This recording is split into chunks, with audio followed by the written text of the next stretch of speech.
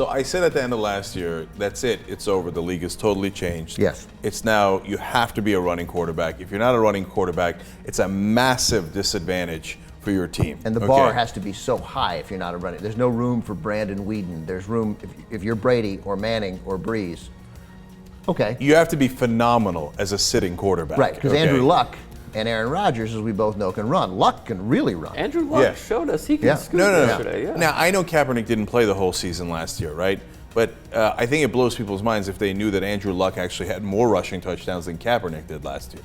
So, yeah, Andrew Luck runs all the time. He just happens to be white. Right. Okay. So, and Rodgers runs a decent amount, not as much as those guys. And it's going to slow down as he gets older. Right. But now, if you don't have a good running quarterback, look, I don't know if anybody's played pickup football out there. Like I used to play a lot when I was younger, et cetera, with a group of friends from the neighborhood, et cetera.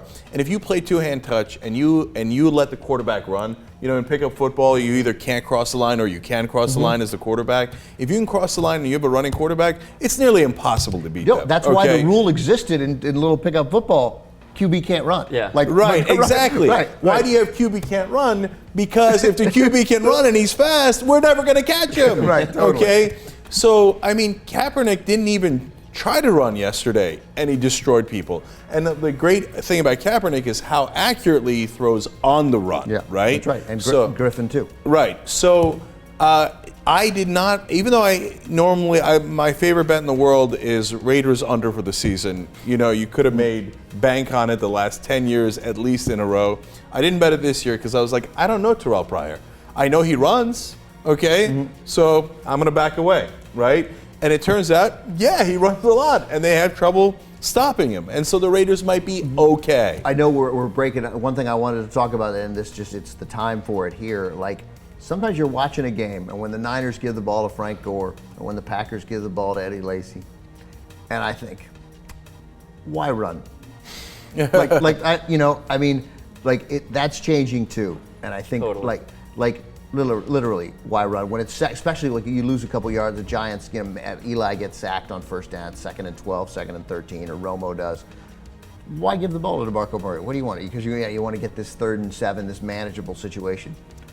What's manageable is changing. 3rd and 10 is going to become manageable. 3rd and 11 is going to become manageable. Maybe not right away, not until coaches start to react to it. But sometimes you see a running play and you literally think with these guys, what are you doing? You're giving a play away. I feel like the 49ers, whenever it's clutch, they have to roll Kaepernick out.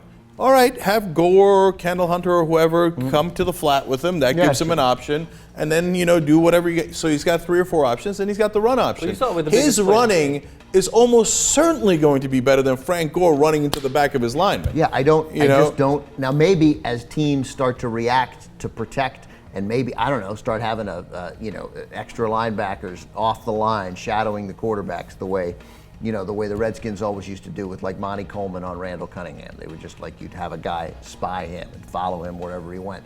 And I'm sure teams are doing that. But then maybe all of a sudden the box will get easier.